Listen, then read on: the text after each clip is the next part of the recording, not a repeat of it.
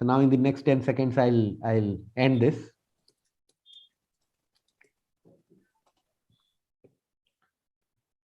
So thank you so much. Now I end the poll and share the result with the speakers.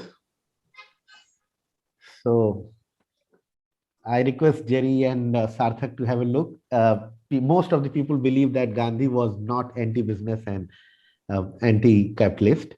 I stop this poll and I go to the next poll. Again, both the options are attractive. They are not like that, and we want your views on one of them. That's why we have kept it like that. So the second question is, which of the following statement closely reflects Gandhi's thinking of trusteeship?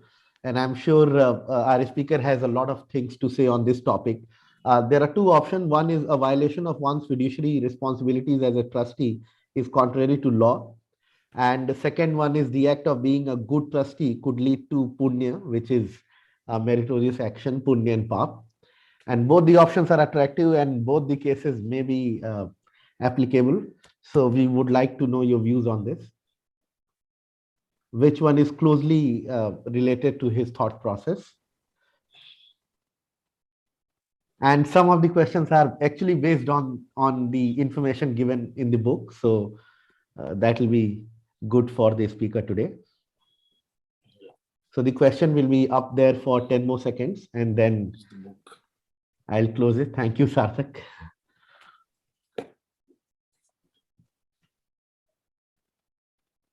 And I end the poll now.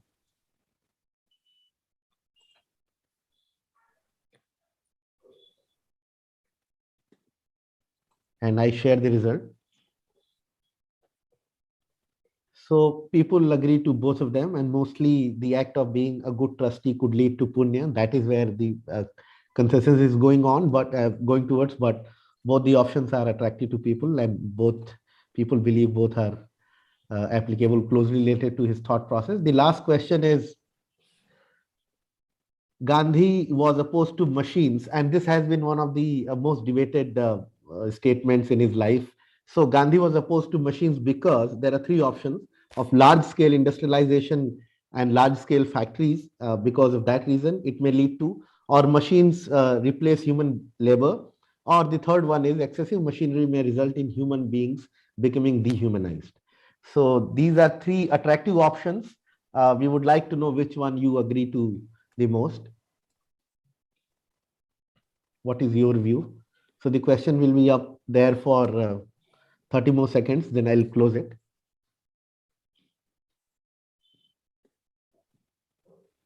And last option is actually, I mean, he was opposed to machines and now we can see why. So this will be discussed during the conversation today. This is one of the topics that people need information and clarification both. So thank you so much for this question's response. I end the poll and we'll share the result now. And I request the speakers to have a look. So people believe that machines replaced human labor and excessive machinery may result in human beings becoming dehumanized. And these are the two options which people believe. So I'll leave it to the speakers for their discussion further. So again, I welcome everyone. I'm Sudhir Pandey. Welcome to Ahmedabad University and to the conversation series. And we are a research university and we believe in discussions like these. And that is where we invite deep thinkers and scholars from all over the world and all over the areas to discuss about their research, their findings, their views, and not only to discuss with our student and faculty member, but we also invite people from outside so that they can benefit from this. It is my privilege to introduce today's speaker. We all know Jaitirth Rao, famously known as Jerry Rao, is an Indian businessman and entrepreneur. He's the founder and former CEO of the software company Emphasis. He's the founder of Value and Budget Housing Corporation, now known as VBHC, Value Homes Private Limited, an affordable housing venture which he founded in 2008. He was also a founder and director of Home First Finance Company, a housing finance company focused on providing housing finance to first-time home buyers. Rao is a recipient of several distinguished business and government recognitions. He has been the chairman of NASCAM. He was named Ernest and Young Entrepreneur of the Year 2004 for the New York region And in 2005, the government of India, state of Karnataka, honored him with the Rajyotsav Award. Apart from that, he's a deep scholar. He's a very passionate scholar, and one gets to know about his range and his writing and reflection when you look at the reference section of the book. And he's a very perceptive scholar in that sense. So we are honored to have Jaitirth Rao at Ahmedabad University, and we welcome you. Right. Now, the person who will be in conversation with Jerry Rao is Professor Sarthak Bagchi. Sarthak Bagchi is an assistant professor at the School of Arts and Sciences, Ahmedabad University. He also writes on politics for general audience in The Wire, the Indian Express, and the Hindu Center for Politics and Public Policy, and appears as a political commentator for television news channels, NDTV, etc. Sarthak has also worked as a journalist with TV news channels, NewsX, before entering academics. He has previously worked with the KITLV, Royal Netherlands Institute of Southeast Asia and Caribbean Studies. He was also a doctoral and postdoctoral scholar at Leiden and Göttingen University, Germany. And for his doctoral dissertation, Sarthak has conducted a comparative study of clientelistic politics in the assembly elections of Bihar and Maharashtra. Before I hand it over to Sarthak, there are certain rules. Throughout the conversation, everybody will be muted except our both the speakers. And we request you to put your questions in the everyone chat box. We'll take all these questions curated.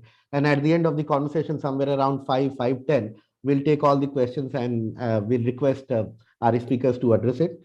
So thank you so much for joining. And I request Sarthak to take it forward from here. Right. Thank you so much for this introduction, Sudhir.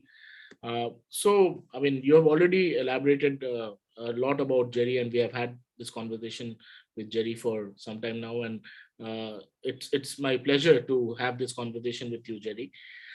Before we begin onto the larger issues which you have explored very accurately in this book, I wanted to ask you a little bit about your own education or the motivation to how did you think about looking at these aspects of academics, and what motivated you into this kind of a research? So whether was it your education background, was it your the insights from your business? What was the motivation behind these academic pursuit? A very interesting question. I had, when I was at U Chicago way back in the 1970s, I had spent some time with Gene Fama,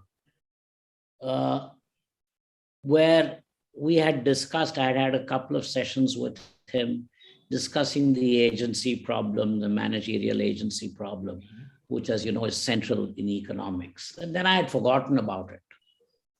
Some 10, 12 years ago,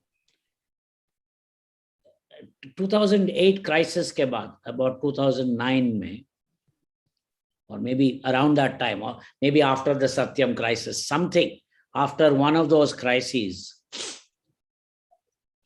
the Enron or whatever, Ira Pandey from the India International Center, Delhi, got in touch with me.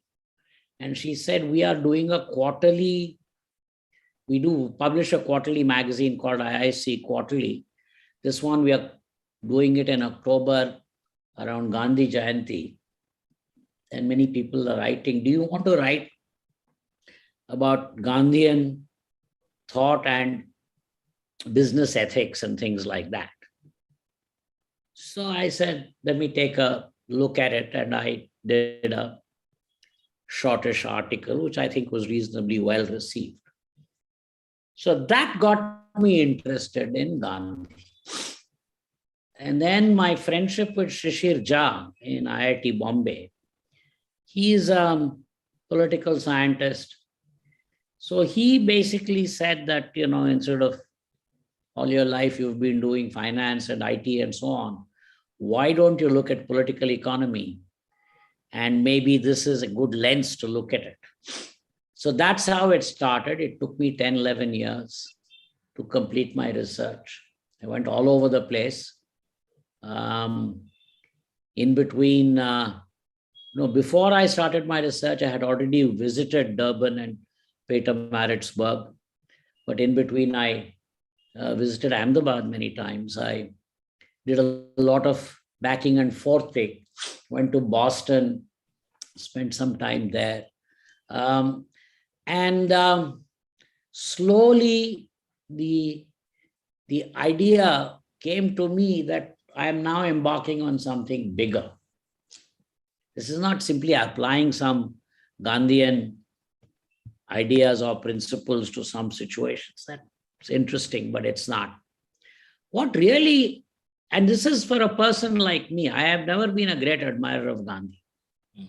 I am a great admirer of the British Raj.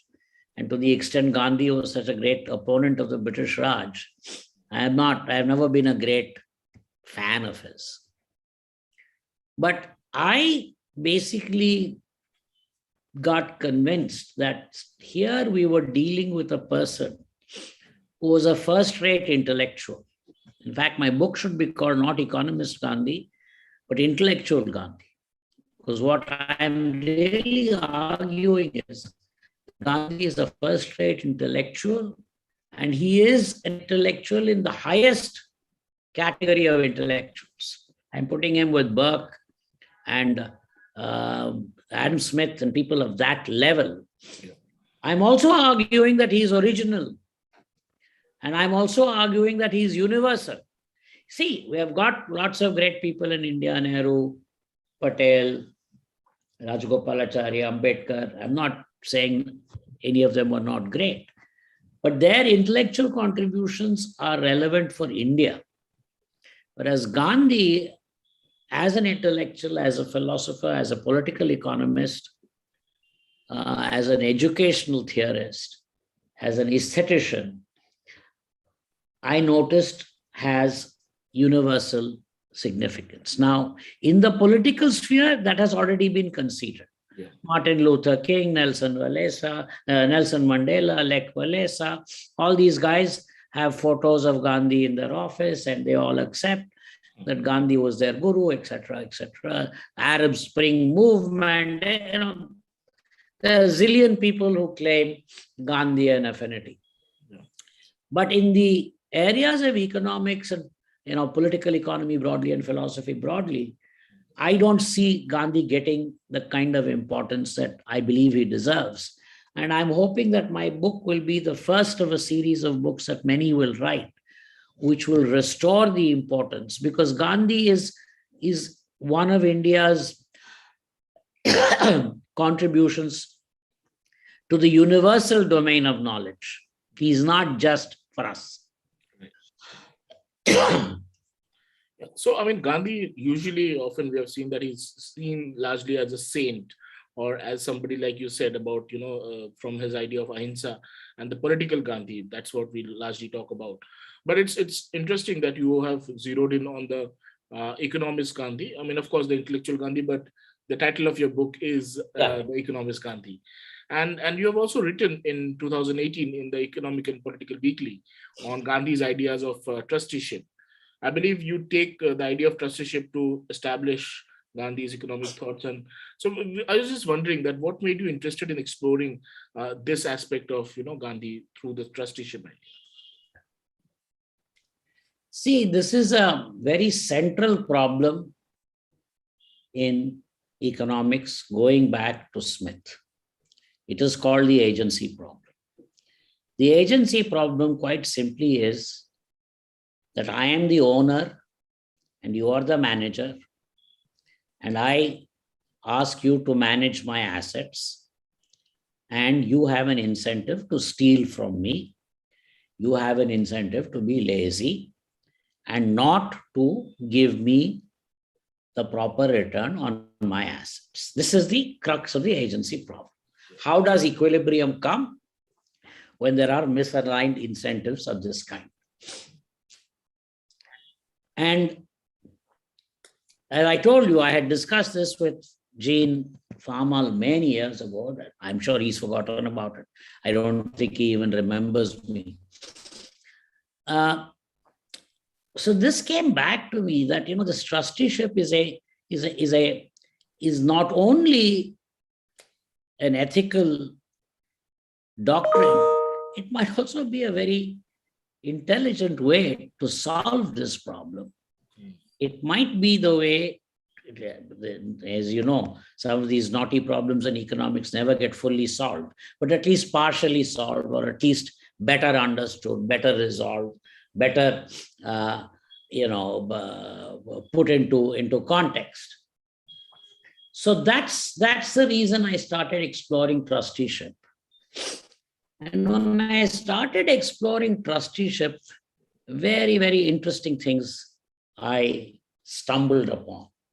The first question I said, why did Gandhi suddenly say to all his rich friends, hey, you should be trustees of your wealth? Why did he wake up one morning and make such a speech?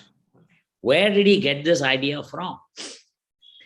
And that really took me on a very interesting journey, because Gandhi, again, as I said, he's got a universal message as an intellectual to the world. He's also got part of multiple traditions. So when you look at Hegel, you say, what did Hegel get from Kant? We look at people within intellectual traditions. Right? When you look at Scruton, you say, what does Scruton get from Burke? So similarly, I try to situate Gandhi as an intellectual. What are the sources? What are the well springs from which the Mahatma draws his intellectual sustenance? And I came across several. The first, which I found very interesting, was the English legal tradition. We always keep forgetting that he was a barrister. And he went to England to study law. And one of his favorite books was Snell's Equity.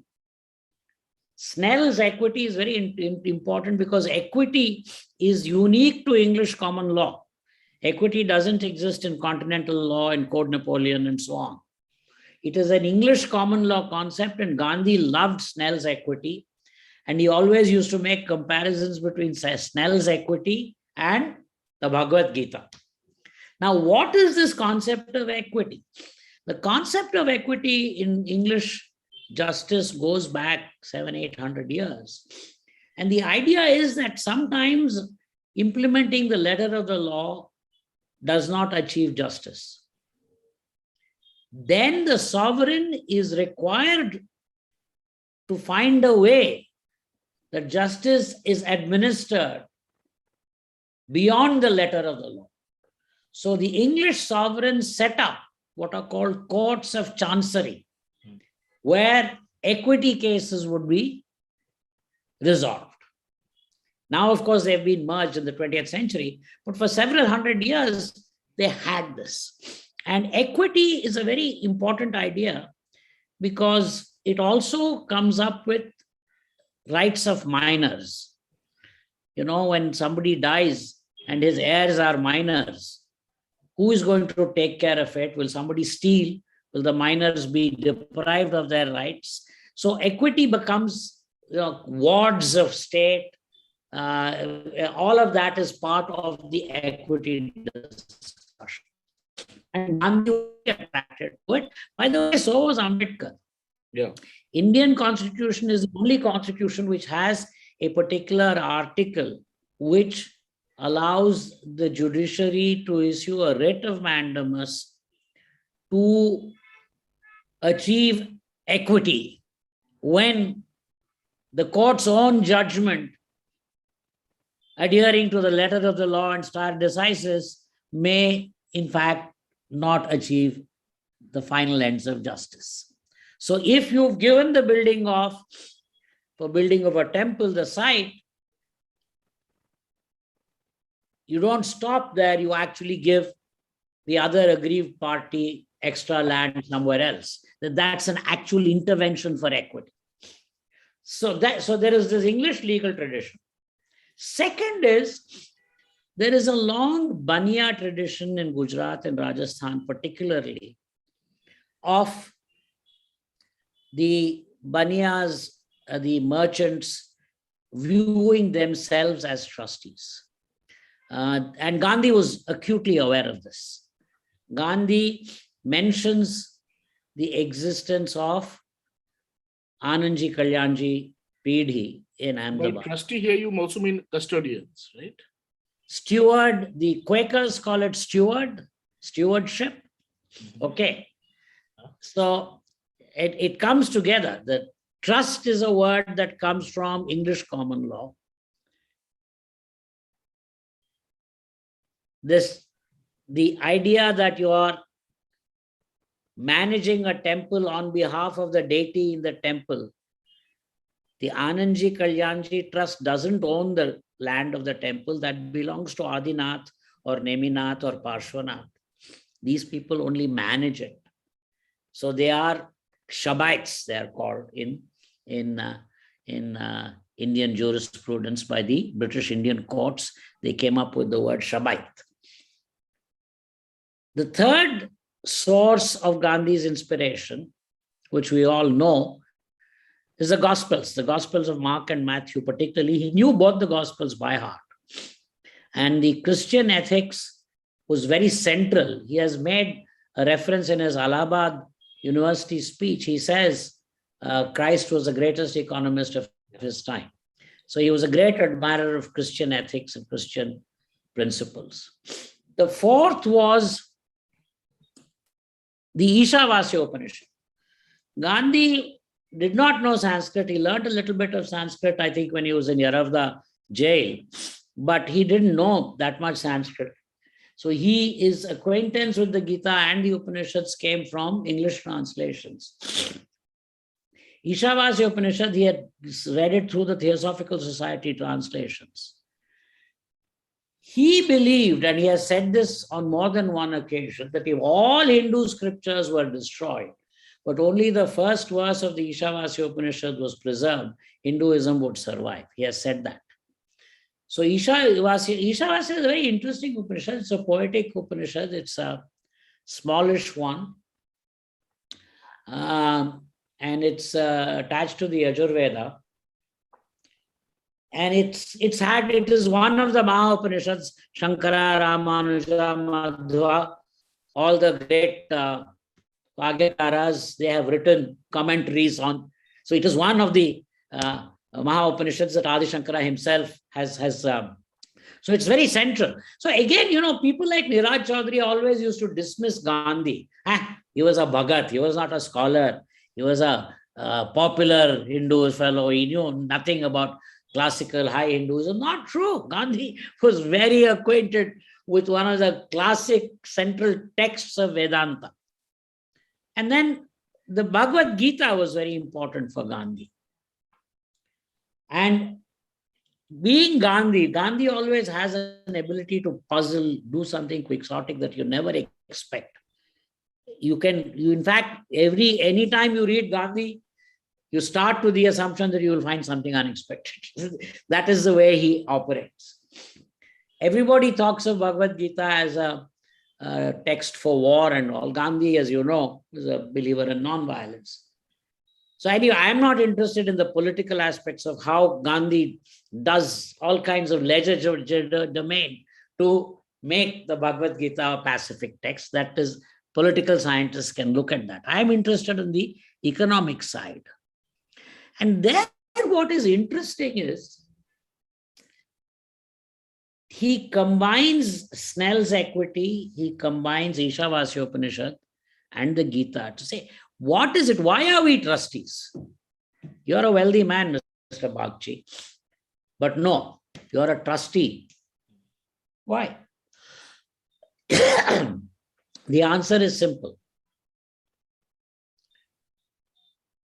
Ishavasyam idam sarvam yatkincha jagatyam jagata. The whole universe is pervaded by the spirit of the Lord. Everything that moves in the universe. So if the universe belongs to the Lord, the idea that you can own one house or one piece of land, one part of the universe is absurd. You are there managing it as a trustee for the Lord. And the same thing in the Gita. You are the instrument who is using the asset. There is no doubt about it. You're in charge. You're in charge of the chariot. You're in charge of the instrument. But It is instrumental, it is not yours. And the fruits thereof, whether you get them or not, is less relevant than that you should act. So he was able to put all this together.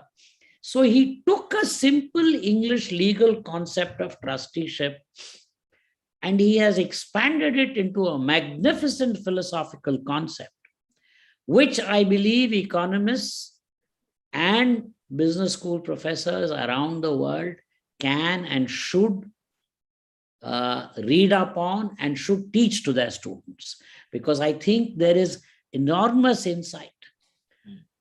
This is the roots where he got his stuff from. Now, how do we compare him with others? I have done 2-3 comparisons. One I have done with Adam Smith, where I have said, and I have not gone with Smith's Wealth of Nations.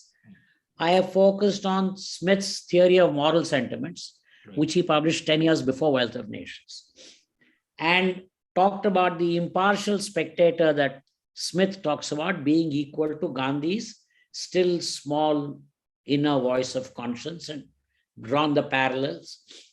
It's interesting. Both of them, by the way, were opposed to British rule and East India Company, both Smith and Gandhi. So a lot of parallels I have been able to see. And I've looked at some, Can I come to that question? Because I have a question specific to that domain.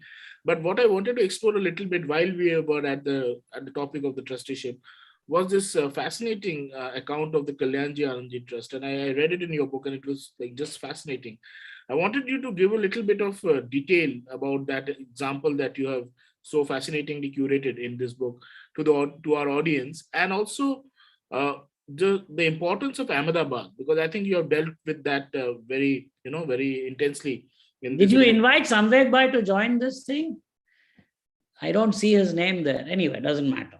I'll tell you what it is. So I just wanted to, you to reflect a little bit about the choice of Ahmedabad and how did Ahmedabad's socio-economic composition influence Gandhi's ideas? Let me start with the second question and then come to the Kalyanji, Anandji Kalyanji.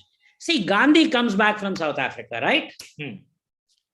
He's in Bombay. Bombay is where the Indian National Congress was formed. It's where the money is. It's where the action is. And then Gokhale tells him, go and see the country. So he goes and sees the country. Then he has to make a choice where to settle down. Now, he could have chosen Bombay. Lots of people in Bombay would have given him money. Juhu Mein would have got land. He could have started his stuff. He could have chosen Surat.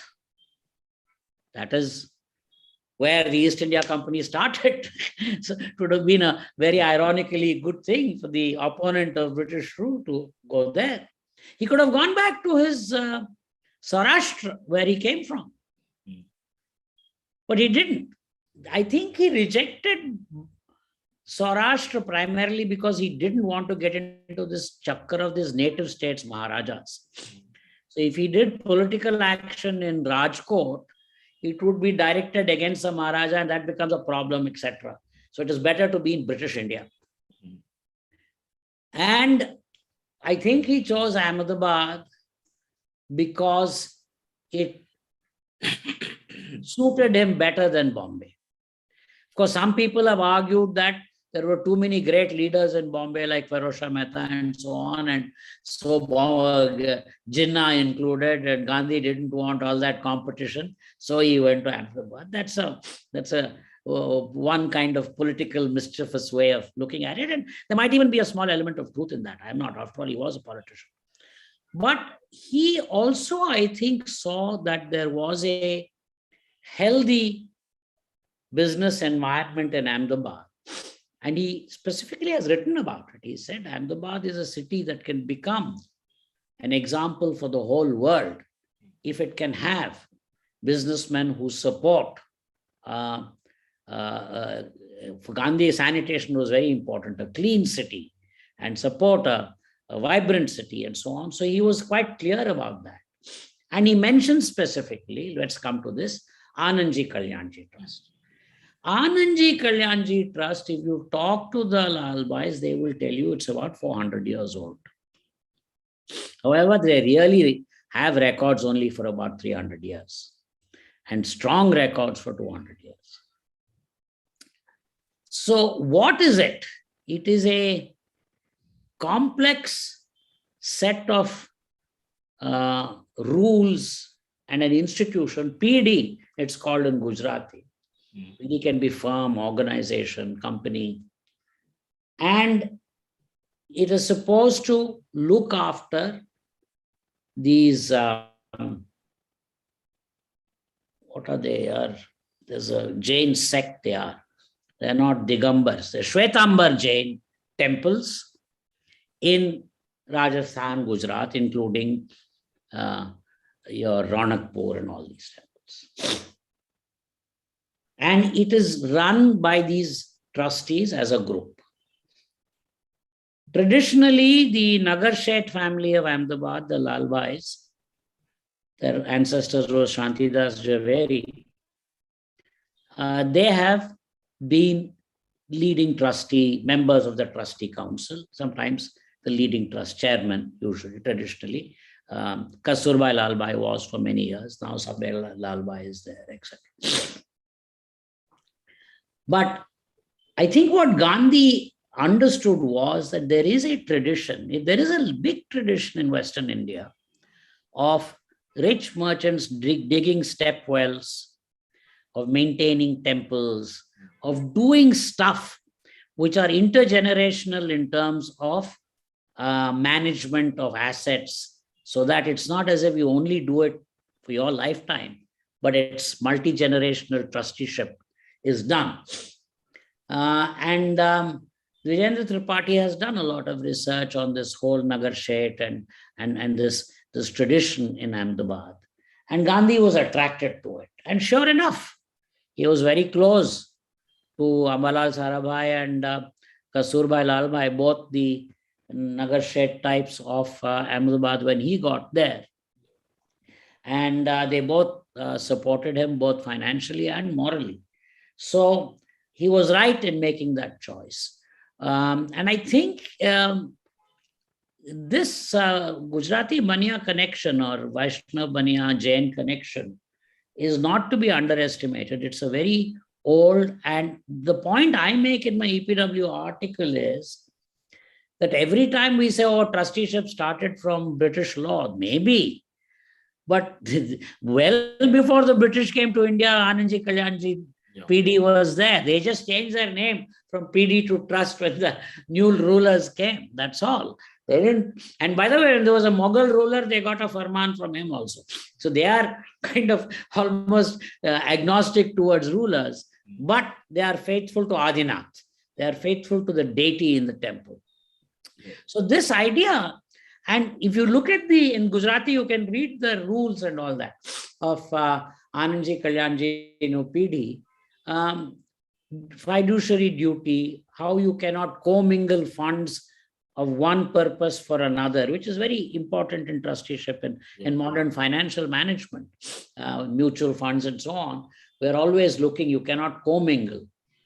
So the money used for maintaining the Ranakpur temple cannot be used for maintaining the Dharamshala. Each has to be done separately. There is all these rules and succession planning. Succession planning is very important. And I think it was a big obsession with Kasturbai Lalbai. He made some changes to the trust deeds because he was very worried that one of his descendants may not be a worthy person to be the trustee. So he didn't want to make it purely hereditary.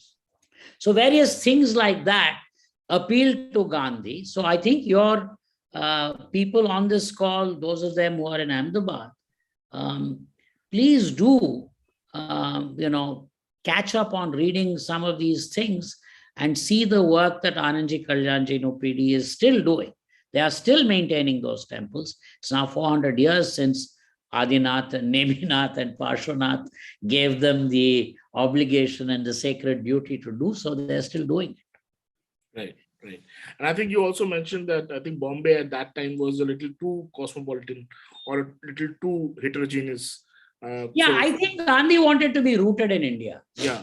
And he did not want to get sucked. Because if you look at Hind Swaraj, the whole basis of Hind Swaraj is, let us not become imitation Englishmen. Yes. And there was a danger that all his followers in Bombay would be imitation Englishmen. Unlikely in Ahmedabad. Ahmedabad, they still wore dhotis, and they still, they were rooted in the old Ahmedabad, where you have all those Srinaji Mandir and all that. They're all rooted in orthodox, Rani Rupmati Mosque. They're all rooted in the soil. And I think that's another reason why I prefer Ahmedabad. Right. Thank you. Now, actually, coming back to the question that you were talking about Adam Smith. So I wanted to ask that who were key European cultural history? I mean, who were the players, or who were the key figures of European cultural history that influenced Gandhi's intellectual formation? And if you can elaborate on the key ideas, because you were also, I think, what was very important that you were mentioning, how he brought an amalgamation of Western and Indian philosophical thoughts. And I think this will help the audience locate the economist and the intellectual Gandhi and his ideas towards. See, there's two things to look at. Every one of us, you, I, we don't stand independent. We are part of a chain. So you can choose to be part of a Marxist chain. I can choose to be part of a Burkean chain. That's a different matter. But we are in a chain. To think that we have suddenly originally come up with ideas which are not part of a strand in tradition, in human traditions, is silly. So Gandhi's train is what I talked about, that 4 or 5 places from where he derives his inspiration. I don't think he derived inspiration from Adam Smith. No. He derived inspiration from English law. He derived inspiration from the Gospels, from Gita, from Ishavasya Upanishad,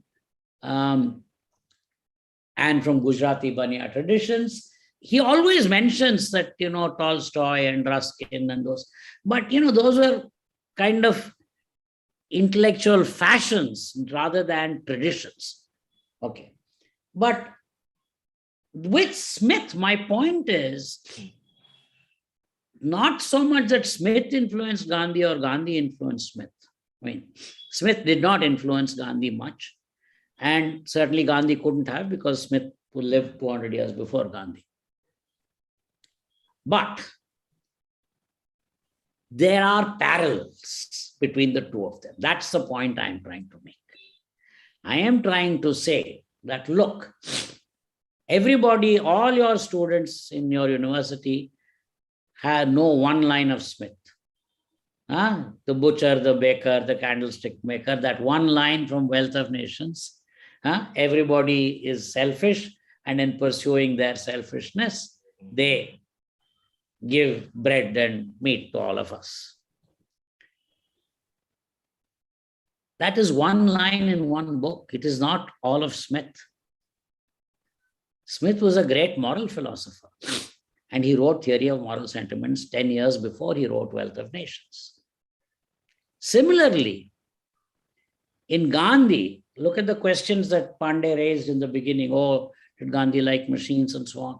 The general view is Gandhi is some kind of a backward Luddite, langot pehen ke, vegetarian, some kind of reactionary, non-modern, and therefore not a weighty intellectual. The real weighty intellectuals of India are, Jawaharlal Nehru, who wrote Discovery of India, and Rajagopalachari, who wrote Chakravarti Thirumagan, and Ambedkar, who wrote the Constitution. Gandhi is bogus. That's not true. So both Smith needs to be revisited. We need to go to Smith of the Theory of Moral Sentiments, and Gandhi needs to be revisited as an intellectual. And we have to see what are the commonalities between the two, where do they differ, and I found surprising synchronicity in their ideas. That was the point. There's a whole chapter called Adam Smith and the Mahatma in my book, where this is all I do. I'm just taking and I'm acknowledging, you see, most of these Marxist fellows who dominate all American universities today, they will tell you, I have everything. Gandhi was a Marxist and all. No. I just reject all those kinds of childish ways of looking at it. Gandhi is a very complex person. And there is a lot in common between Gandhi and the Scottish Enlightenment, even though Gandhi is religious, Scottish Enlightenment by and large is agnostic. Even though there are, Scottish Enlightenment by and large upholds Western civilization, and Gandhi was pretty much opposed to Western civilization. So not that there are no differences, but there are synchronicities, there are areas where they come together. And I think we would benefit, you and I and all of us would benefit if we study them side by side. I think that is the value for your students, is if they can see these parallels and study them side by side. First of all, please make sure all your students don't read only Wealth of Nations and don't read only one sentence in Wealth of Nations. They must read Theory of Moral Sentiments. Similarly, in Gandhi, they have to read the totality of Gandhi and see. Gandhi's Allahabad University Muir College speech is something that they should all read. It's not a very long speech. It is worth reading because it tells you what are Gandhi's views on economics. And it lays them down in such crystal. And he, by the way, he has quoted Wallace, he has quoted Shakespeare, he has quoted the Gospels, he has quoted the Upanishads, everything in that speech. So the man is not some ara-gara, he's a very high-level intellectual. Right, right. In fact, I think Sunil Khilnani, in one of his accounts about Gandhi, talks that in the way he dresses, or the way he dressed himself after he came to India, like public figure, there was a lot of brainstorming which even went into, deciding that what should be his headgear, or the Gandhi topi eventually was invented. And also, how should he be, what kind of clothes should he be wearing? So there was a lot of, brainstorming, or it was a very carefully cultivated. Nothing he did was without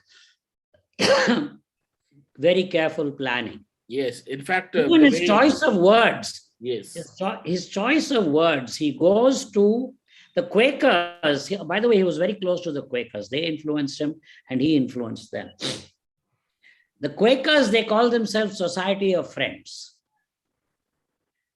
So he goes. The first place he makes a public speech in London when he goes to the Round Table Conference is at the Friends' house, at the Quaker house. What is he trying to tell the British upper classes? I have friends among you. We are friends. I'm going to the friend's house. That's where I'm speaking. I mean, look, and if you read that speech also, it's a very brilliant speech. Even the punned words, each of them has a meaning. Similarly, his speech to the Round Table Conference, outstanding speech. His speech to the mill owners in Lancashire. Yeah. In every one of them, he plans what he wants. You read the difference between the speech to the Allahabad University Economic Society in 1916, right? Mm-hmm. And go 15 years later to Kashi Vidyapith speech in Hindi on the Bhagavad Gita. You can see from English to Hindi, Muir College to Kashi Vidyapith, from very British English upscale English speaking college to this. Then subject, instead of focusing on Gospel of Mark and Matthew, now he's talking on Gita. The man is just extraordinary when you see the entire intellectual journey that he was able to make. Yeah, right. I think, it was not only the expanse, but also the depth and his ability to also self-correct his course. I think that's also what Ramchandra Guha emphasizes on about Gandhi's greatness, or, idea of why he is so, why he's so popular, or why he should be carefully studied, is because he was able to self-correct or self invigorate. I mean, in the sense that he would be able to self criticize himself. I mean, that was something which No, is very. also, I think more important than that, the most important thing was his ability to combine idealism with practical empiricism. See, he says somewhere, I don't want Mussolini to succeed in India because I don't want us to lose our freedom. Then in next sentence he says, but if you socialists keep making trouble, let me tell you, these rich people, they will support Mussolini.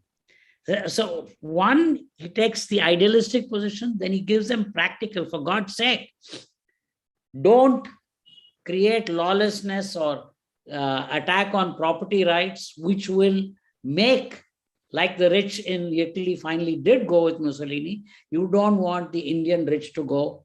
So these are very, very interesting ideas that he, and then he tells the rich people, you will also always have to have guards to look after your wealth, because they are going to come for it. The masses are going to come for it. Unless you can establish a compact, you can establish a social contract which doesn't create the violence from that side. So, he's got this practicality, but he says you should do it because the universe belongs to God and you are a trustee.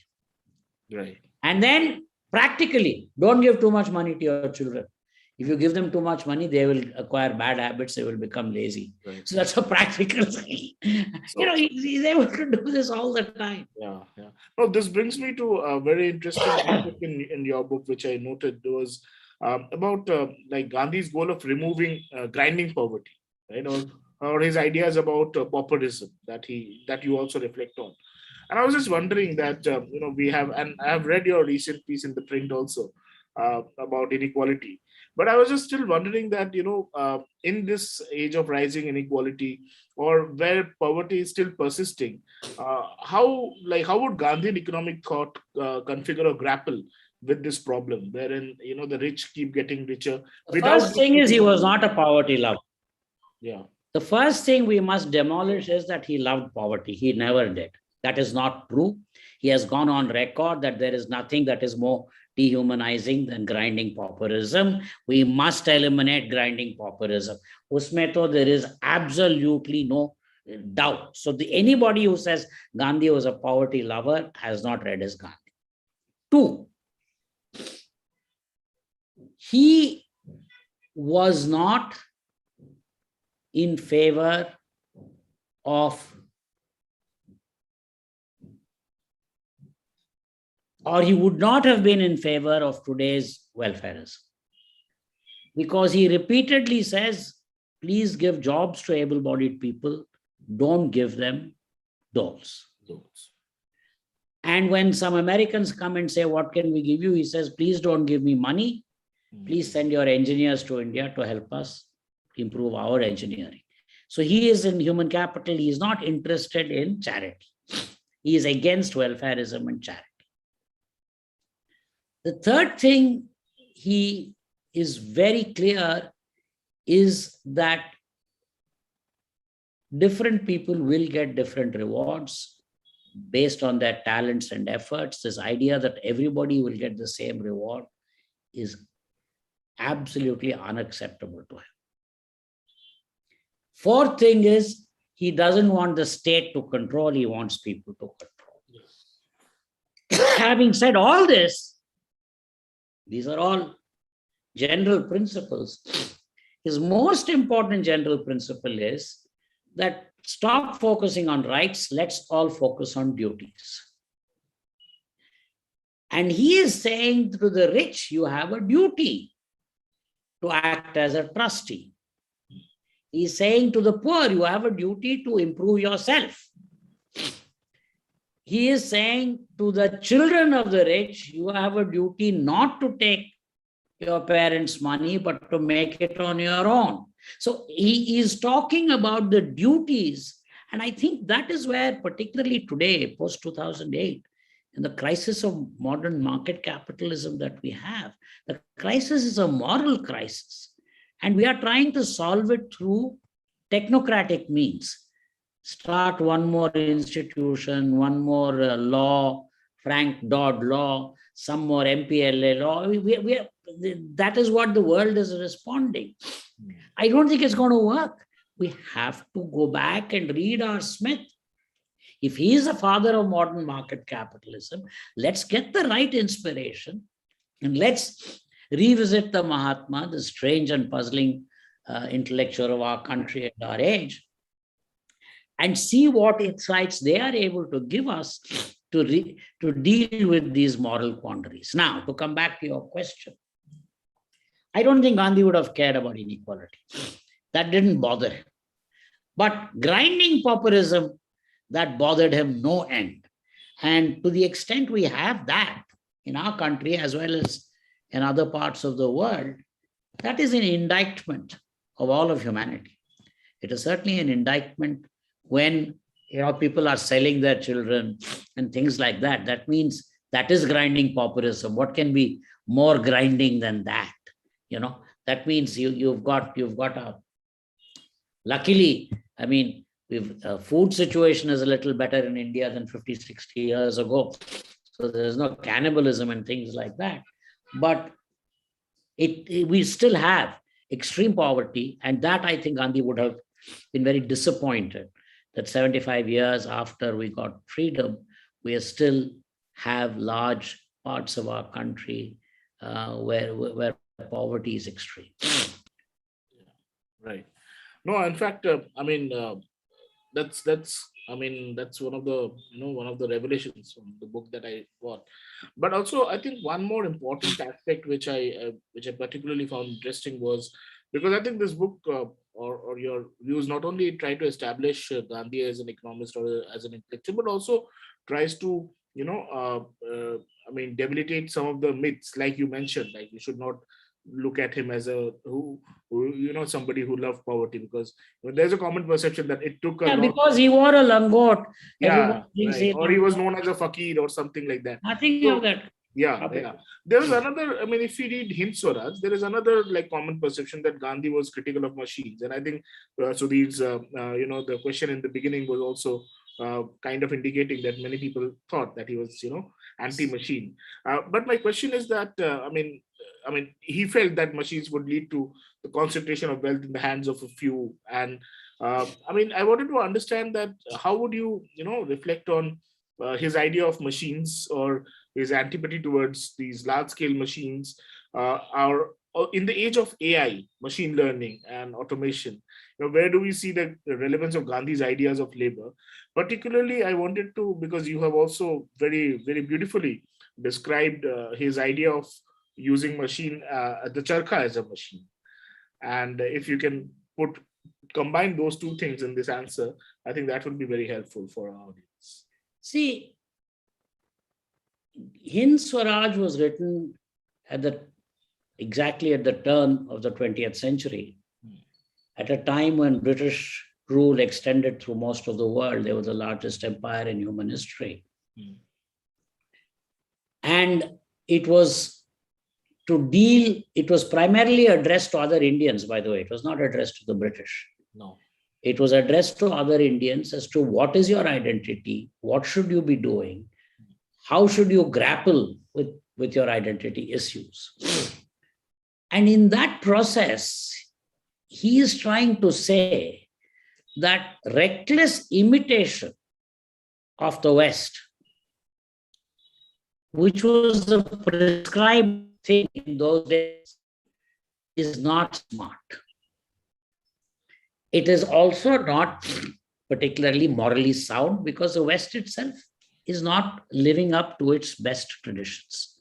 It is not as if the West is following the New Testament, the Gospels. They are not. Number two, there was this view in India that it is these cannons, it is these steam trains. This is what makes, the West strong. And he wanted to dispel that, saying that Strength comes from character, strength comes from social compacts, not only from physical machinery. Having said all this, there are many lines in Swaraj which clearly show that he's against machines.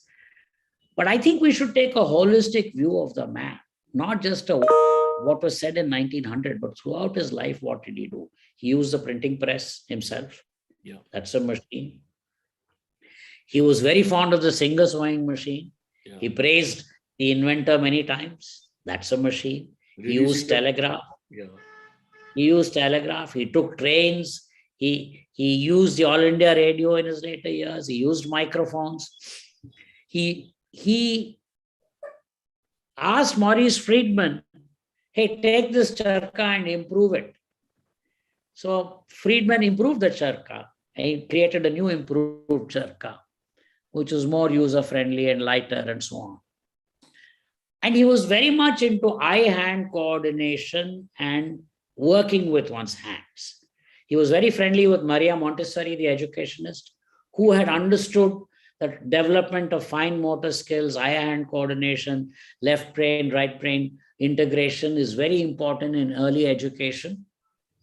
And they were good friends, Montessori and Gandhi. So I think he saw machines that way. And he was very concerned that there was this view among his countrymen, especially the elites in India, if we get the machine tomorrow, we'll be okay. All that India is missing is that we are missing some machines. You know, it's like many countries in the last 30, 40 years. If we get tanks, if we get aeroplanes, if we get machine guns, we can. It's not, doesn't work like that. Do you have in your country the capability of making tanks and aeroplanes and machine guns? If you're designing them, it's the human capital that makes a country strong, not just having guns. And that's the point that I think Gandhi was trying to make in Swaraj. So I'm not defending every single page of In Swaraj. There are some pages where he is clearly against machines, but I am putting it in a context of trying to understand the man, and more importantly, trying to understand what is the message you and I want to take away. What is it that we want to take away? I mean, we can spend the rest of our time just criticizing the old man, but how does that help us? Let us try and learn from some of the gems he has said, not simply, see, this whole business of pulling down Gandhi's statue because he made one statement sometime in Africa which was not politically correct. You know, I am totally against these kinds of ways of looking at it. Let us try. He was a very great man, very great intellectual. Let us learn from that and not spend our whole time trying to just pick holes. I don't know if you're with me there. No, I mean, I completely agree. And I think, looking at historical figures, especially in today's context, brings its own problems. And I feel it should be extended not only to Gandhi, but to other historical figures also. I mean, we were just talking about Tipu Sultan, some people oppose him, but we have to understand that, how he brought in the rocket machinery and how he went on to, expand the global reach of his empire, of his maybe kingdom, sorry. So I think, all historical figures are, should be seen in their totality and not just in selectively picking things. Yeah. But I agree with you on that. But what I wanted to understand, because you talked about this very interesting aspect of the human capital, and I think that is something which is also linked to this idea of education. And I think one of the very important and often, less reflected or less analyzed, talked about idea of Gandhi's thoughts was on Nai Talim. And I think because you have also mentioned that in the book, because the idea that there is English is not only a language in India, but it is more of a skill, seen as a skill. And there's an over dependency. I mean, Satish Deshpande has this beautiful article called The Story of My English. And I think which we teach here at the university to our students. And I think Nai Talim brought in some kind of a, path-breaking thing about breaking away from those dependency on English. I wanted to get your reflections on were there any congruences between Nai Talim and the NEP, the National Education Program of 2020, which has recently come in? And how would you contextualize both of them? Okay, see, Kumarappa was himself an economist, an accountant, and he was a close friend of the Mahatma. So the two of them got together, and then Marjorie Sykes and a few others, and put together this idea of Nai Talim in Wardha, in Sevagram. And this was in the 30s. This was after the Salt March. Okay, what were they trying to achieve? Gandhi was not very interested, frankly, in higher education. Malaviya, Ani Besant, Syed Ahmed Khan, all these guys were building universities in India. Gandhi was very interested in school education, school level. And he said, listen, we are not doing a good job. Let us try and figure out a way. So Kumarappa opens it by saying the medium of instruction in Nai Talim will be spinning. So it's not a language at all. Neither Hindi nor Urdu nor English. It is spinning. He's going back to Montessori. He's saying, listen, children have to learn by touching, feeling objects. And he says, by the way, we will first teach drawing, then we will teach writing. So the language is going to come in standard 3, standard 4. It is not going to come in the first 2-3 years. You're still talking about drawing skills and spinning skills, eye-hand coordination, fine motor skill development. So the Gandhi, gardening was going to be important. Carpentry was going to be important. So everything that was what I call the Scottish tradition of tinkering, James Watt sitting with the steam engine and tinkering, which we have neglected in Free India. Free India, all we do is memorize texts and regurgitate them in examinations. We have become a total rote learning examination country. And you can't convince Indian parents otherwise today, because that is the key to success. But I think in the process, because I have argued in my book, everybody says India has not done well in manufacturing because electricity is not there, labor problems are there, this, that. I am saying there is a problem also in our educational system, which doesn't encourage manufacturing kind of stuff. The development of skills like having foundries, having castings, these kinds of things are important. Right. There is Victor Hansen talks about this. When Patton is asked, how come your soldiers are moving so fast across Europe? The English and the other people are not able to move so fast. He said, listen, every American kid is also a mechanic. This is the America of not today. Today, they're all, I don't know what they are. But in the 1940s, every American kid that came and joined the army also knew. So if the Sherman tank breaks down, in 20 minutes, half an hour, they know how to fix it and keep moving. So Gandhi was very particular that and Kumarappa was. Now, Nai Talim got a lot of bad press. It got a lot of bad press primarily from the Muslim League. The Muslim League argued that this was a way to impose Hindi on the Muslims. And that's why they are doing this, which I think is unfair. It's not, there was no, how can you impose anything when you're teaching spinning? Give me a break. But it was a political position that they took. But tragically, after independence, Nai Talim has been completely ignored.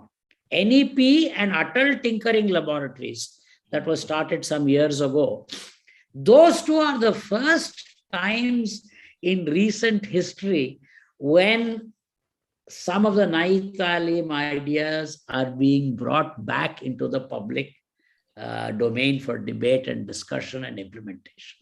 It's very fascinating. Otherwise, from 1947 onwards, CBSE, ICSE, Bussa, everything was about exams, about, IIT entrance exam, this, that. It was all about, and it was all about knowledge not related to, in fact, G.D. Naidu was a great inventor. He went to the Coimbatore Engineering College and told them, you don't need a 5-year degree. We'll make it a 3-year degree, and for 2 years, we'll get them to work in foundries and factories, and I'll produce better engineers. Madras University said, no way. They fired him. G.D. Naidu was asked to leave because the whole approach was cram and write exams, not learn anything with your hands, not kind of. So I think Gandhi's education ideas have come back a little bit between Atal Tinkering Laboratory and now NEP a little bit, but they should have been more explicit in acknowledging Naitali. Right. That they have not done. No, they should, because again, it's important because Gandhi is an intellectual contributor to the world. Yeah. I mean, he is with Montessori. Everybody recognizes that Montessori is an important pedagogical thinker. So is Gandhi. So is Kumarappa. That's the point we need to make. Yeah. This is not about, this is about understanding, oh my God, there's so much for us to learn from Gandhi. Yeah. I think this is also why I think many universities like Ahmedabad University also lay an emphasis on, learning by doing and project-based learning. So, I mean, this is actually taking students out of the classroom. So classrooms are not the only sites of learning anymore. And I think that is something which is very important to be, But you're doing it at the college level, and that is good. But I think we should increase it now at the school level. Definitely, yeah. Because I think if they come from a cramming and exam atmosphere for 10 years of school, and the fathers and mothers are telling them all you should do is to cram and write exams, you're not going to develop the holistic kind of thing, that skills that are necessary. Particularly now that you mention AI and the new world. Yeah. In the new world, who knows, maybe playing games. I have no idea what are the skills. But one thing is for sure, left brain, right brain integration, fine motor skills, eye-hand coordination, musicality, these things are never going to become unimportant. Right. And gardening, one of the reasons gardening is very good is it gets you in touch with organic living things. It also gives you deferred gratification. You plant a seed today, it takes 18 days to come up. So the child is able to see. So these are things which will pay off. I am not saying we should not do book learning or we should not teach calculus. Of course we must. By the way, Kumarappa makes a great point. He says in teaching chemistry, you have to have good labs and people have to work with hydrogen sulfide. And he says similarly in teaching music, people have to actually practice music. It's not a theoretical thing that you... So I think Kumarappa has again been very, very underappreciated. Particularly his educational thing has been underappreciated. You see, everybody, you can judge them by their weaknesses. Oh, us book mein Kumarappa, he has made some statements against the lower castes or against some banias or something. So, he's an anti-lower caste fellow, he's an upper caste hegemonist. Something poor Kumarappa has been put into a cage. He's actually was very upper caste, there is no doubt. He's a Protestant Christian from Tanjore, upper caste. But so what? I mean, the point, and again, if you take a look at the totality of his writings, it's so good. He should not have made some stupid statement. Similarly with music, he said, let us have folk music. The moment he said that, Muslim League and others said, no, this guy is trying to bring bhajans into our lives. Right. He could have just said music. Nobody would have objected. These are things that he got trapped. That's why Naithalim got bad press before independence. But the tragedy is after independence, until the last 10 years, we haven't revisited it at all. Right. Okay. I have to ask Sudhir if we have the time for a last question, or do we have audience questions now? Yeah, we have, but if you have a last question, you can go ahead. Yeah, I mean, So we I'll can take just 5 have minutes. this last question and then we'll go for the audience. That will be wonderful. So I wanted to close the discussion with this following remark by Rajmohan Gandhi in the foreword of your book. That he says, and I quote, that while its title might surprise those unaware of Gandhi's involvement with economics, the book also enlightens the reader with some of Gandhi's views on ethics, religion, human nature, and society. So can you please tell a little bit about Gandhi's views on human nature and society? Yeah. First of all, we have to be very clear. Gandhi is a religious person. He's a Sanatani Hindu, as he calls himself. But he follows the clever traditions of Sanatani Hindus. What are the clever traditions? If you go back and look at every Bhashyakara in Vedanta, for instance, he will completely disagree with his predecessor, but he will praise him. Gandhi is like that. He is able to take that Apastamba Sutra, Yajurveda idea of Yoga Dharma nicely forward. What are ashrams in the old days associated with? They are in the forests, they are in Himalayas. Old people go there and do some prayer and puja. Gandhi inverts that. Ashram will be right next to the city of Ahmedabad, right in the heart of India in Sevagram. It will be involved in social work. So this is a typical Gandhi's way of dealing with stuff. And Anthony Perel makes a point. Gandhi really is a thinker in the Indian tradition of the Shanti Parva of the Mahabharata and the Tirukkural of Tiruvalluvar. He is interested in the Purusharthas, Artha, Dharma, and Kama. But he is able to recast them for contemporary times. And that is the greatness of the man. He is able to say, for instance, feminism. In Northern Indian languages, you people, when you refer to Purush, you normally mean male person, right? In Sanskrit, that is not. Purusha actually means the fortress of dawn, the fortress of early morning. And Gandhi says Purusha means human being. And therefore, he brings women into the equation. So he doesn't reject Purushartha. He doesn't reject the Sanatana Dharma term. He just does a very clever reinterpretation of it. And that is, by the way, legitimate intellectual behavior in India. Ramanuja can praise Shankara but completely disagree with it. That is acceptable. And Radhakrishnan can re-summarize both of them and come up with his own version of what constitutes Mayavada. That is also completely respectable. Gandhi uses that methodology to do what he does. So I think what Rajmohanji is trying to say is that in the process of looking at political economy, which is more than just economics, one ends up, whether one likes it or not, looking at religion, looking at philosophy, looking at the cross currents of these things. And in the case of Gandhi, because he lived such an intensely practical life, you look at both the stated ideals and the practical empiricism.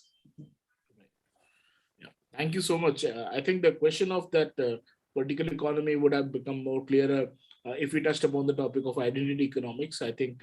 Yeah, maybe Sudhir, in your questions. Yeah, maybe in the questions some we will identity economics. Yes, right. Thank you so much. It was very appreciate nice. It. Just can you give me 1 minute before you start your questions? Just give me 1 minute.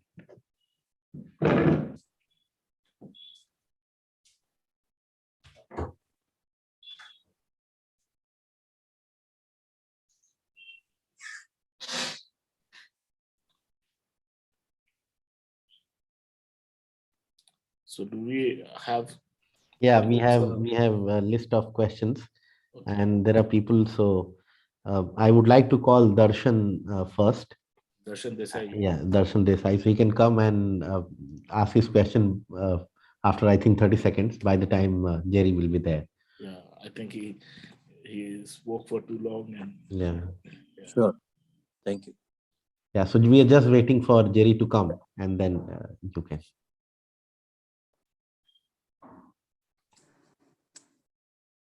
Yeah, Darshan, please go ahead. Thank you.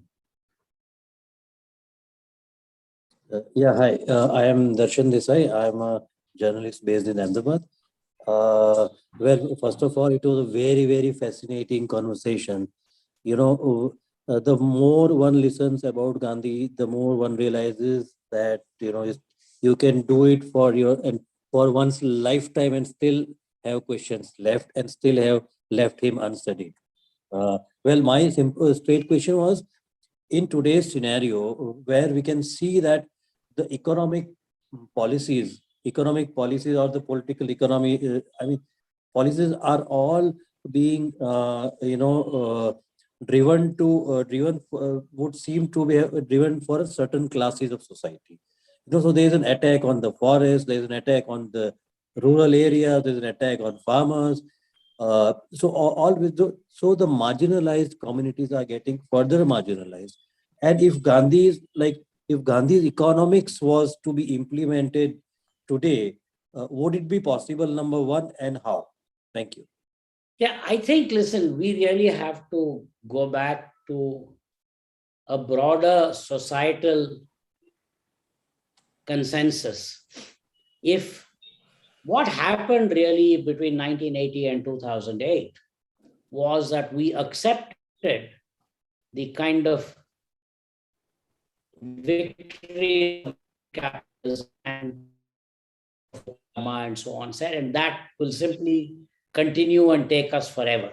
Post 2008, we've had 13 years of serious self-questioning as to whether, as a global community, human beings, we are in fact understanding our economics well. And in that, I think Gandhian insights become very important. The environment. All over Gujarat, there are step wells. Now, these rich people who built these step wells, they didn't build it for their benefit. They built it in the interests of multi-generation trusteeship. The same thing is there in southern India. In every temple town, there will be a column, there will be a tank attached to the temple, which has been maintained, dug, etc., by some rich local zamindar, king, merchant, somebody. So we need to start thinking along these lines. Eleanor Armstrong, the Nobel laureate who did work on environmental economics, she has talked about some of these things, about how do we avoid the tragedy of the commons? How do we avoid, taking on more forest land? In fact, we should be doing the reverse. We should be returning more land to the forest. How do we do that? I mean, I think we are not talking. If you look at it, there is no conversation. There is some lecture giving in Copenhagen or Paris or something. And Edinburgh, there is some big global television event. Where is the conversation? Where is the intellectual conversation? Everybody is looking for a quick solution. Let us do carbon credits. Let us do this. Are we engaging with each other on the fundamental issues and looking at what our ancestors have done? What have they done, and what can we learn from them in order that going forward we can? And some of these solutions are not going to be easy because the trade-offs are extremely excruciating. For instance, there is a movement, let us not have chemical fertilizers and pesticides. That Ceylon fellow tried to do it, and then he has had a disaster in his island. Production has plummeted, inflation has gone through the roof, human misery has increased. So it's excruciating, is my point. But if we don't talk and if we don't engage, we are not going to make progress. What has happened is we've got polarized situations. Everybody is doing propaganda. In fact, there is one fellow I met the other day. He's a very interesting fellow. He came to me and said, no, sir, we should use more fertilizers, more pesticides. We should do more intensive cultivation. I said, why? He said that in the same land, we'll be able to grow more. And then we can start returning land to the forests. So his idea of solving the forest problem is to increase the intensity of agricultural technology, which seems like a contradiction. But I'm not saying he's right or wrong. Are we having these conversations? I don't think we are. I don't think we are. What we are seeing is what you are seeing, Mr. Desai. Hare, everything is drifting. I mean, forest people are hurting, urban poor are hurting, everybody is hurting, total water availability is coming down, every major city is either getting water shortage or every 2 years massive floods. And we are seeing it and we are not talking about it, we are not engaging with it. I think if we went back to Gandhi, we could, all of us collectively, make some progress. I'm not saying we'll solve all problems and solve them overnight, but I think we can make some progress and come towards some consensus. Thank you. The next question is by Professor Himani Bakshi. If you can unmute yourself and ask the question. Yes, thank you. Thank you, Sudhir. Thanks a lot for this interesting discussion. So this is more like sharing my confusion, and I seek some kind of an input from you on this issue of decentralization. So when I'm looking at my area of fiscal decentralization and I want to check what Gandhi has talked about, I get stuck at his ideas of economic decentralization, where probably everyone whom I've read had been focusing on rural and planning part, but I don't know how Gandhi probably would have really discussed the idea of powers to the local bodies, powers not just in terms of planning, but also to be independent fiscally and then to be able to, because, the rural set of organizations and including PRIs can actually become independent on economic planning if they have fiscal power. Right now, that's tied up.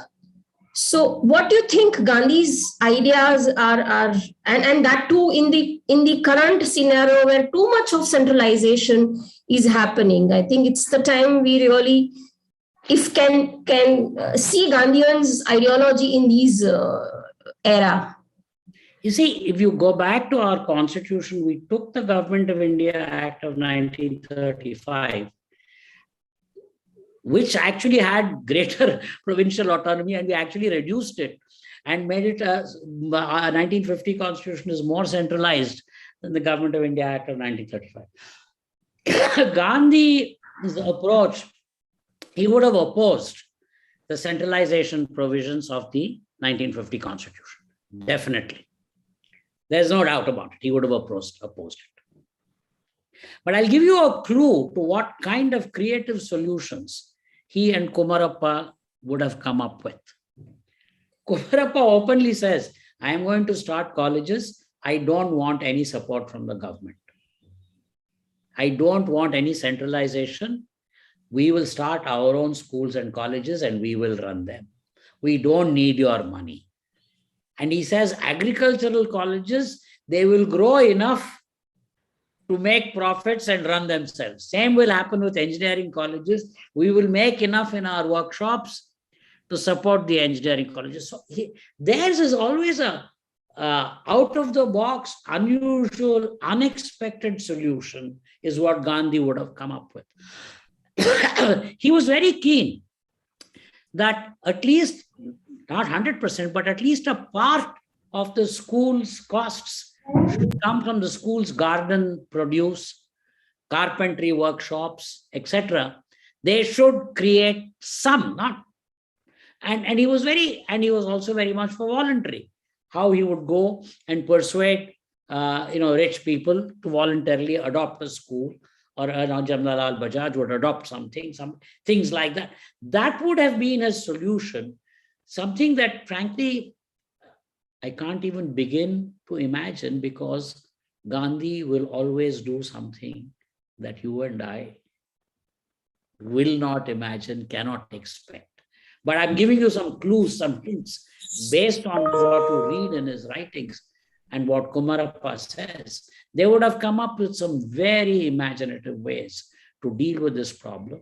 But generally, the extremely strong Republic of India, which frankly, politically, I support. I'm not, I disagree with Gandhi, but I don't think he would have supported. Yeah, thank you. Thanks a lot. Thank you so much. We have time from 4 to 5:30, but I think we are going to exceed for 10 more minutes. So I request your time, Jerry, for that. Last couple of questions. So I would like to now invite Aproop to ask his questions. Aproop, if you can unmute yourself. Yeah, good evening. Good evening. Yeah, my question is that this Mahatma Gandhi's economic thought are the best for his economic vision. What do you say about it? Means particularly emphasizing on the physical labor's part and the present pollution problems. I don't understand your question fully. Gandhian economic thoughts, Yeah. they make the vision of his environmental vision also. Environmental vision, yeah. See, Gandhi was obsessed with cleanliness and sanitation. Yeah. He was obsessed with,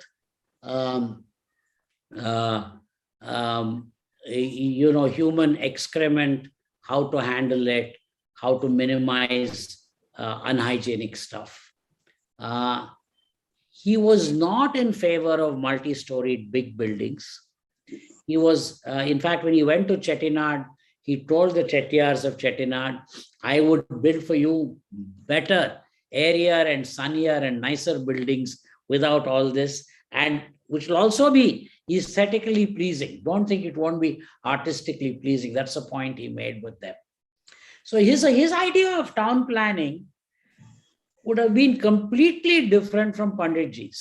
Panditji loved Chandigarh and cement, concrete, and Gandhi would not have gone with that. Gandhi would not have gone.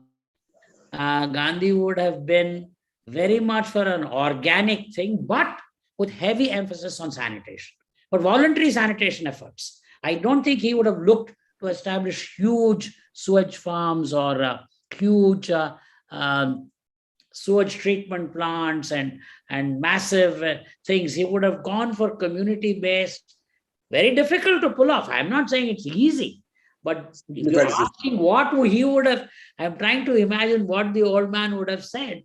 These are the directions he would have gone. Thanks. Yeah, thank you. Ramya Ranjan Patel has a question, in fact, a couple of questions. I would request you to ask them now. Ramya, if you can unmute. Yeah. Yes, good afternoon. Brilliant lecture, sir. I'm really delighted to being present in this lecture. I have two questions. I am from Bibigiri National Labour Institute, Ministry of Labour and Employment, Government of India. I have two questions. One, given the present situation of employment and the use of IR4 technology, what would have been the reaction of Gandhi? That I would like to listen from you. This is one. And why despite calling him the father of the nation, why did we exactly did the opposite in terms of Gandhian plan? Why did we completely ignored and accepted something different that Gandhiji proposed? These are the two things that I wanted to listen. I'll answer the second question first. Yeah. Go back to 1937 Karachi Congress. Two young men, Mr. Bose and Mr. Nehru, take control of the economic agenda. They talk about setting up a planning commission even then. They talk about a planned economy. They are very much for a centralized Yojana Bhavan in Delhi, which decides what the 400 million Indians will do. And Gandhi, being very politically clever, he says, this is not the right time for me to oppose this Bose and Nehru. He has already had enough problems with Bhagat Singh being hanged and this and that. And there's enough young people and leftists and others who are, doing. So he backs off. He says, you do what you want. But I think the seeds of our entire central planning model and heavy industrialization model goes back to the Karachi Congress. Okay? And it has been built since then. In fact, many of the things at Karachi Congress, let us nationalize coal mines, that happened finally in 1970, 40 years later, but it happened. All of these things, they were thought, there was that intellectual current, and Gandhi was so busy fighting so many different, he was trying to prevent partition, he was trying to prevent this one, he let it go. The question that you are asking now is actually a big, we don't know. I think we don't know. But I come back. You cannot go wrong with basics. If you have an education system and a skill development system which focuses on eye-hand coordination, fine motor skills, right and left brain integration, music, gardening, along with drawing, spinning, along with carpentry. I'm not saying no calculus, I'm not saying no chemistry, of course. Then I have a feeling we will be able to figure out, as technology changes, as the world changes, how to keep ourselves busy and employed. That's all I can say, because frankly, if you ask, hey, what's going to happen tomorrow? It's very difficult. All you can say is keep yourself flexible enough that you can deal with it tomorrow. Yeah, thank you. If we are not able to do that, then it becomes, in fact, this has been the problem in the American Midwest. In the American Midwest, the manufacturing sector workers, their factories were closed and moved to Mexico and China. And then they were not. So what do you do in the new world? Take opioid drugs. I mean, give me a break. I think because they didn't think through that in moments of change, it is flexibility of skills. In Tirukkural, Valluvar says, Katka, Kasadara, Katkapen Nerka, Adarkata. Every time you are learning something, Katka, Kasadara, you have to keep unlearning something also. That is nice. This is by the way, I cannot answer your question. That's the important thing to understand. Yours is a very tough question. It is not answerable. What we can look for is some thoughts, ideas. 2000 years ago, Tiruvallur is saying, as you learn, please also unlearn. And what you have learned, you apply. He is not interested in theoretical knowledge. You apply what you have learned. You have to.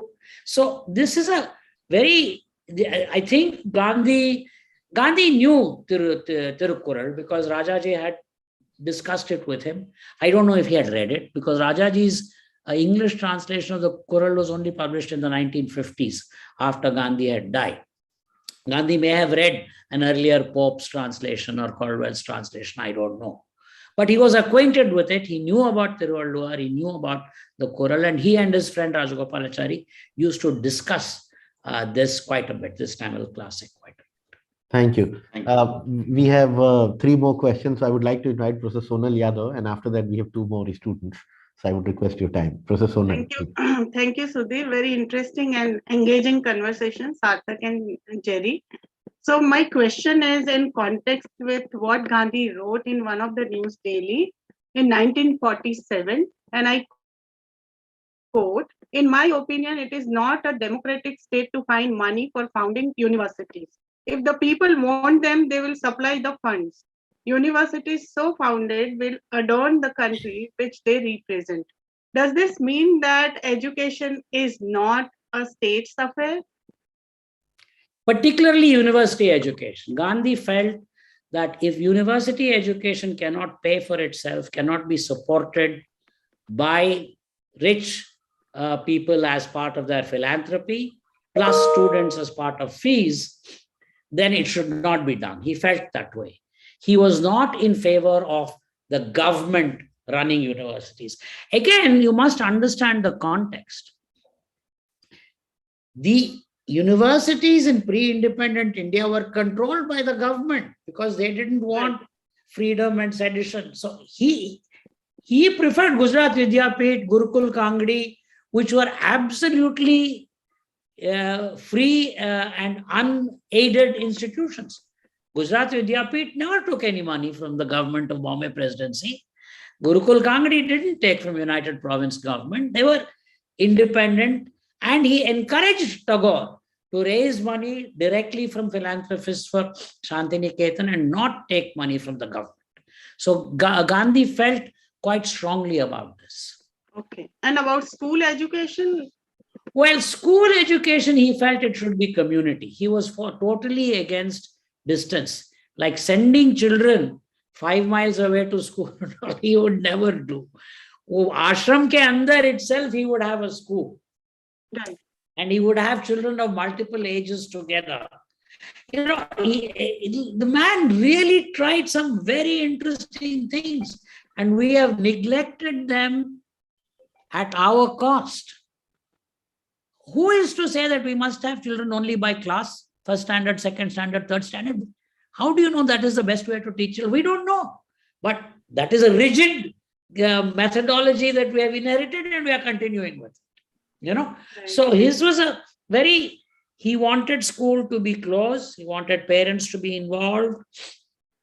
He wanted music, gardening, spinning, carpentry. He wanted boys and girls to study together.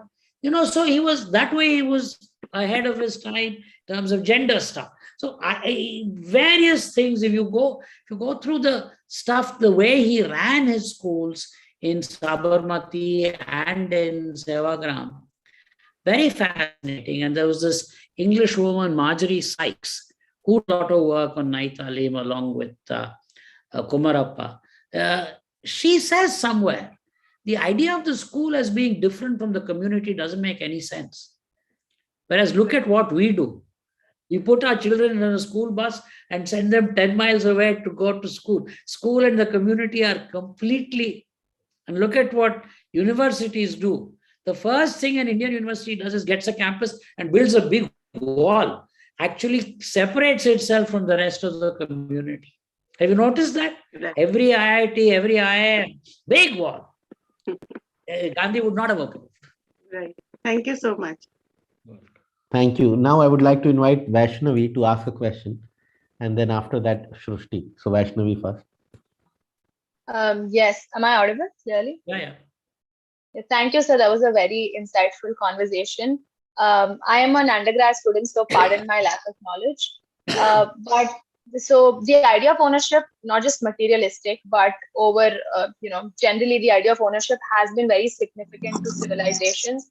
And over time, it has led to ambitions in civilizations and growth of these civilizations.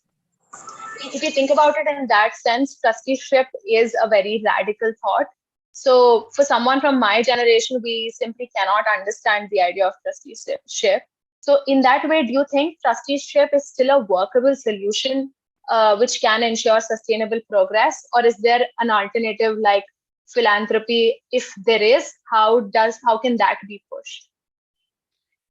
See, I think philanthropy, there's nothing wrong with it, but it doesn't address the existential moral question, which trusteeship does. Because the trustee, what we are trying to say is that, look, wealth is good. Wealth needs to be created. Wealth needs to be pursued. But wealth is instrumental. Wealth has to be used wisely. Wealth is not an end in itself. In his Muir College speech in Allahabad, he says you cannot serve God and mammon both. If wealth becomes an end in itself, you become a slave to the god of wealth, mammon. You become a slave. So I think that is why it is important. I mean, look, obviously philanthropy is good. Obviously, doing volunteer work is good. Nobody is saying don't do these things. But do they address the underlying philosophical issue? They don't. Trusteeship is an attempt to, again, it does not fully, I'm not saying it's got all the answers, but it is a way of looking. If each of us starts looking that way. By the way, he tells a Maharaja of some state, yeah, you Maharaja, you are just a trustee of your kingdom. You are not the owner of the kingdom. And if you misbehave, your subjects have every right to get rid of you. He actually said that to an Indian Maharaja. So you're a trustee. So this idea that he is trying to say, it's also good. If you act as a trustee, it's unlikely that your subjects will overthrow you. Tumhara bhi insurance you will get.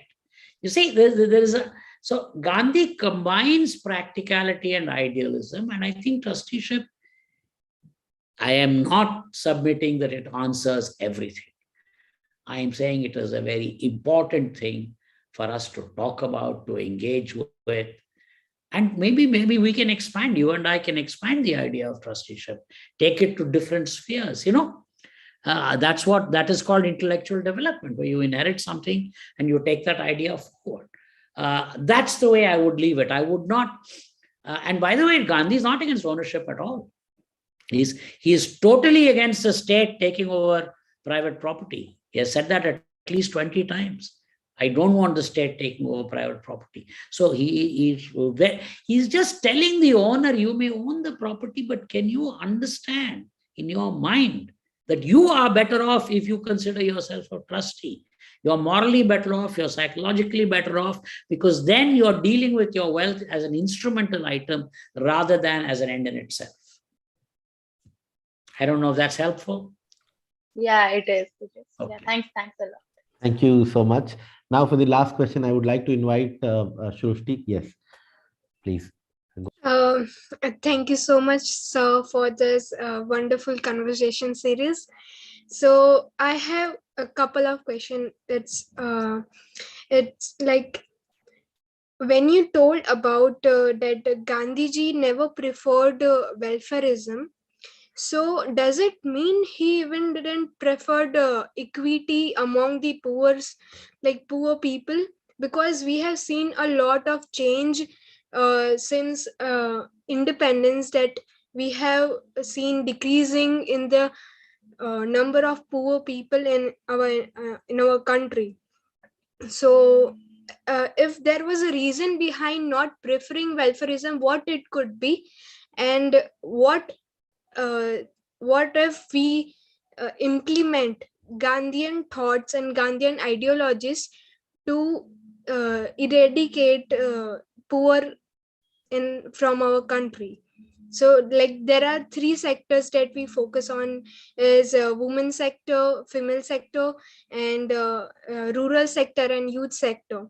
So what we can do to improve in these fields by implementing Gandhian thoughts?